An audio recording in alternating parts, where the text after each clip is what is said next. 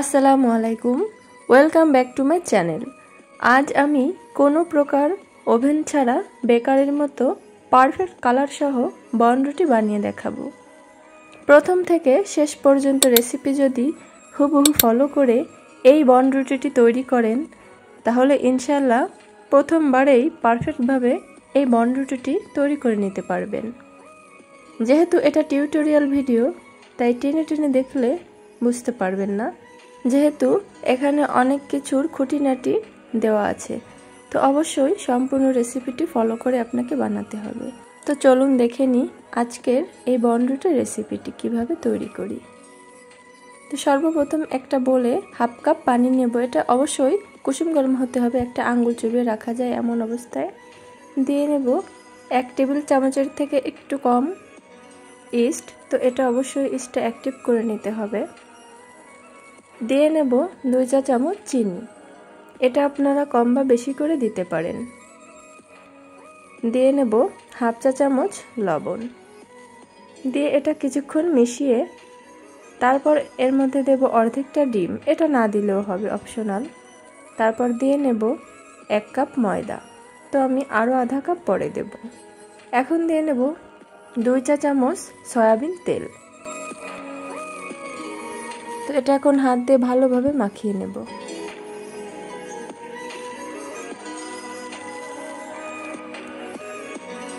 মাখিয়ে এখন এরপর আধা কাপ যে ময়দা সেটাও দিয়ে নেব। তো সুন্দর একটা ডো তৈরি করতে হবে, সফট নরম। তো দেখুন রুটির থেকে সামান্য নরম হবে এই ডোটা। তো এই যে আমি এভাবে হাতে গোল গোল করে ঘুরিয়ে একটা বলের মতো করে নিচ্ছি। এটা এখন রেস্টে রেখে দেব। তো এখন এর উপরে একটু তেল দিয়ে নেব আর এটা 20 মিনিট এভাবে রেস্টে রেখে দেব। 20 মিনিট পর দেখুন কিভাবে ফুলে উঠেছে, এর বাতাসগুলো বের করে দেব। আবারও একটু মথে নেব।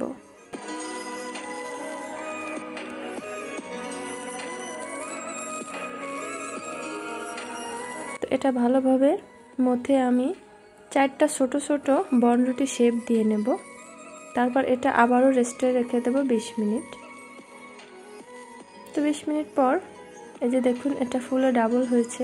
এখন যে পাত্রে আমি বেক করব, আমি একটা স্টিলের একটা ছড়ানো প্লেট নিয়েছি, তার মধ্যে দিয়ে নেব। তো এরকম গোল গোল করে সমান করে একটু তেল দিয়ে নিতে হবে অবশ্যই। এটা দিয়ে আমি 10 মিনিট ঢাকনা দিয়ে রেখে দেব। তো এটা একটু ফাঁকা ফাঁকা করে দিতে হবে। তো এর উপর আমি একটু ডিম ব্রাশ করব। তো ডিমের শুধু কুসুমটা একটু ফেটে সেই কুসুমটা দিয়ে নেব। তো এটা দিলেই আসলে বেকারির মতো যে পারফেক্ট কালার সেটা আসবে। তো সম্পূর্ণ দিয়ে এর উপরে একটু সাদা তিল একটু ছড়িয়ে দেব, এটা সৌন্দর্যের জন্য।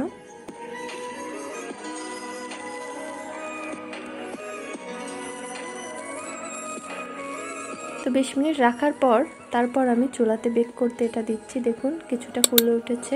এটা একটা সিলভারের ঢাকনা দিয়ে অবশ্যই ঢেকে দিতে হবে, অথবা এরকম সিলভারের ছড়ানো প্লেট দিলেও হবে।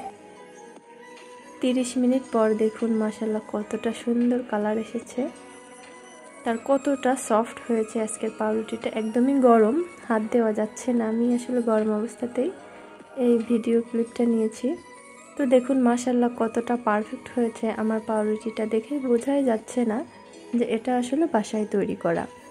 তো আমার আজকের রেসিপি যদি আপনাদের কাছে ভালো লাগে আমাকে কিন্তু কমেন্ট করে জানাবেন। আর হ্যাঁ, এমন আরও নিত্য নতুন রেসিপি পেতে আমার চ্যানেলটি অবশ্যই সাবস্ক্রাইব করবেন, পাশে থাকবেন। আর ফেসবুক থেকে দেখলে পেজটি ফলো করবেন। ধন্যবাদ।